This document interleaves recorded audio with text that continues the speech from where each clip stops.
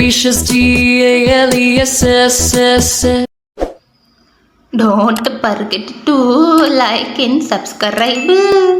சிங்கமனூர் அப்படின்ற ஊர்ல ஒரு ஏழ்மையான குடும்பம் வாழ்ந்து வந்தது. ஒரு அம்மா, 2 பொண்ணுங்க.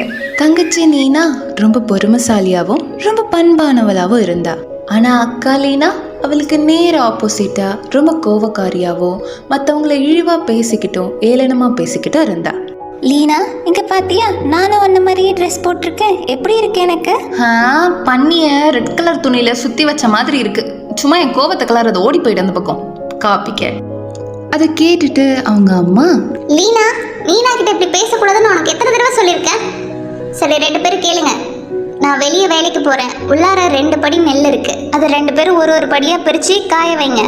அது மட்டும்தான் இந்த மாசத்துக்கு நம்மளுக்கு சாப்பாடு. புரியுதா? நான் வேலைக்கு போயிட்டு வரேன். நீங்க வீட்டில் பத்திரமா இருங்க அப்படின்னு சொல்லிட்டு லீனாவோட அம்மா லீனாவையும் வீட்டில் தனியா விட்டுட்டு போயிடுறாங்க. நீனாவும் அவங்க அம்மா சொன்ன மாதிரியே நெல்லை காய வச்சுட்டு அதை பார்த்துட்டு நின்றுட்டு இருந்தாங்க. அந்த நேரத்துல பசியோட இருந்த ஒரு காக்கா அங்க பறந்து வந்தது. என் பேரு மணி காக்கா. எனக்கு ரொம்ப பசிக்குதுமா. இந்த நெல்லை கொஞ்சம் சாப்பிட்டுக்கிட்டுமா. என்னது, நெல் வேணுமா? உன்னை பார்த்தாலே எனக்கு அருவருப்பா இருக்கு. இதுல உனக்கு நெல் வேற தருவாங்களா? ஒழுங்கா இங்கேருந்து ஓடி போயிடு, இல்லைன்னா ரெக்கையெல்லாம் பிச்சு போட்டுருவேன். போ போ. அதை கேட்டுட்டு சோகமா அந்த காக்கா நீனா கிட்ட போய் எனக்கு நெல் கொடுக்குறியா அப்படின்னு சொல்லி கேட்டுச்சு. ஐயோ மணி காக்கா, எங்க அம்மா திட்டுவாங்களே. இந்த நெல்லு தான் எங்களுக்கு 1 மாசம் சாப்பாடு. எனக்கு ரொம்ப பசிக்குதுமா. இந்த நெல்லை இப்போதைக்கு நான் சாப்பிட்டுக்கிறேம்மா. அப்புறம் நீ என் வீட்டுக்கு வா, நான் திருப்பி தந்துடுறேன். சரியா? மணி காக்கா, இருந்தாலும் எங்க அம்மா. சரி விடு, அது பார்த்துக்கலாம். நீ சாப்பிட்டுக்கோ, உனக்கு ரொம்ப பசிக்குதுன்னு சொல்றல்ல. நிஜமாவா? ரொம்ப ரொம்ப நன்றிம்மா. இந்த உதவியை நான் மறக்கவே மாட்டேன் அப்படின்னு சொல்லிட்டு அந்த மணிக்காக்கா அங்கிருந்து நெல்லை சாப்பிட ஆரம்பிச்சுது. பக்கத்துல இருந்த லீனா அது ரொம்ப ஷாக்கா பார்த்துட்டு இருந்தா. அந்த நெல்லை சாப்பிட்டுட்டு அந்த காக்கா அங்கேருந்து பறந்து போயிடுச்சு. வேலைக்கு போயிட்டு வந்த அவங்களோட அம்மா நெல் குறைஞ்சிருக்கிறத பார்த்து ஷாக் ஆகி, நீனா, என்னடி இது? நீ காய வச்ச நெல்ல பாதியை காணோம். என்னாச்சுன்னு நான் சொல்றேமா. ஒரு அருவருப்பான காக்கா வந்துச்சு. அது முதல்ல என்கிட்ட தான் வந்து சாப்பாடு கேட்டுச்சு. நான் தரமாட்டேன், எங்களுக்கு இது மட்டும்தான் இருக்கு அப்படின்னு சொல்லி அனுப்பிட்டேன். இவ பெருசா தான தர்மா பண்ற மாதிரி, இல்ல சாப்பிட்டுட்டு போ அப்படின்னா அதுவும் சாப்பிட்டுட்டு முக்காவாசியை காலி பண்ணிட்டு பறந்து போயிடுச்சுமா. அம்மா, என்னை மன்னிச்சிடுங்கம்மா. அது பசிக்குதுன்னு கேட்டுச்சா, அதனால. பேசாத நீனா, நான் உன்கிட்ட என்ன சொல்லிட்டு போனேன்?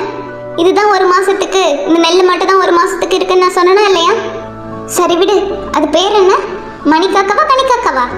அதுகிட்ட போய் இப்பவே அந்த நெல்லை வாங்கிட்டு வா. இப்பவே போ போ. நீனாவும் வேற வழியே இல்லாம அங்கேருந்து மணிக்காக்காவை தேடி கிளம்பிடுறா. நீனா போற வழியில ஒரு ரோஜா செடி கிட்ட போயிட்டு, வணக்கம் ரோஜா செடி, இது மாதிரி எனக்கு மணிக்காக்கா வீடு எங்க இருக்குன்னு சொல்ல முடியுமா? வணக்கம் வணக்கம். உன் பேர் என்னம்மா? அதை முதல்ல சொல்லு, அதுக்கப்புறம் மணிக்காக்கா கனிக்காக்கா பார்த்துக்கலாம். என்னோட பேரு லீனா. அந்த மணிக்காக்கா கிட்டேருந்து கொஞ்சம் நெல் வாங்க வேண்டியது இருக்கு. அதோட வீடு எங்க இருக்கு சொன்னீங்கன்னா எனக்கு கொஞ்சம் உதவியா இருக்கும். ஓ, நீனாவா? நல்ல பேர் தான், நல்ல பேர் தான். எனக்கு நீ ஒரு உதவி செய்யணுமே. எனக்கு கொஞ்சம் தண்ணி மட்டும் ஊத்திட்டு போ. அதுக்கப்புறம் அந்த மணிக்காக்காவா அதோட வீடு எங்க இருக்குன்னு நான் உனக்கு சொல்றேன்.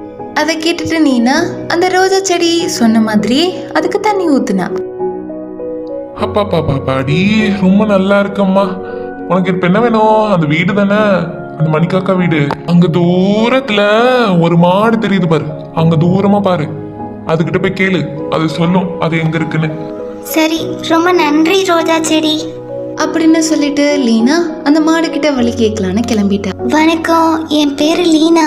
நீங்க மணிக்காக்கா வீடு எங்க இருக்குன்னு சொல்லுவீங்கன்னு ரோஜா செடி சொன்னாங்க. உங்களுக்கு தெரிஞ்சா கொஞ்சம் சொல்லுங்களேன். வணக்கம் நீனாம்மா.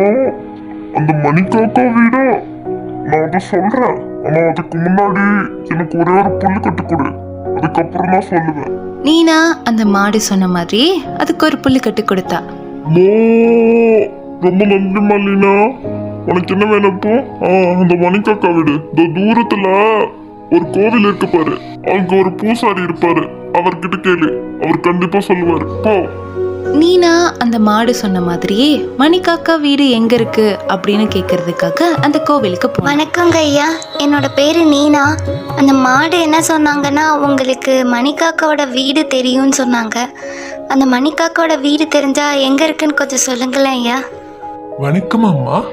உனக்கு மணிக்காக்கை வீடு எங்கு உள்ளது என்று சொல்ல வேண்டும் என்றால் நீ எனக்கு ஒன்று செய்ய வேண்டும். இந்த கோவிலின் முற்றத்தை சுத்தம் செய்து வண்ணம் தீட்டி கொடுத்தால் நான் உனக்கு அப்பொழுது சொல்லுவேன். நீனா அந்த சாமியார் சொன்ன மாதிரியே அந்த வாசலை சுத்தப்படுத்தி கோலம் போட்டு கொடுத்தா. நன்றி அம்மா. இப்பொழுது நீ நேராக சென்று வலதுபுறம் திரும்பினால் ஒரு மரத்தின் மேல் ஒரு வீடு இருக்கும். அதுதான் மணிக்காக்கையின் வீடு. சென்று வாமா. நீனா அந்த சாமியார் சொன்ன மாதிரியே அந்த மணிக்காக்கையோட வீடு வந்து அடைஞ்சா. மணிக்காக்கா வீட்ல இருக்கியா? நான் நீனா வந்திருக்கேன். காக்கா, யாரு நீனானா? எனக்கு யாரும் நீனான்னு தெரியாதே. நான் தான். நீ பசிக்குதுன்னு அப்போ கேட்டப்போ நான் உனக்கு நெல்லு சாப்பிட கொடுத்தனே.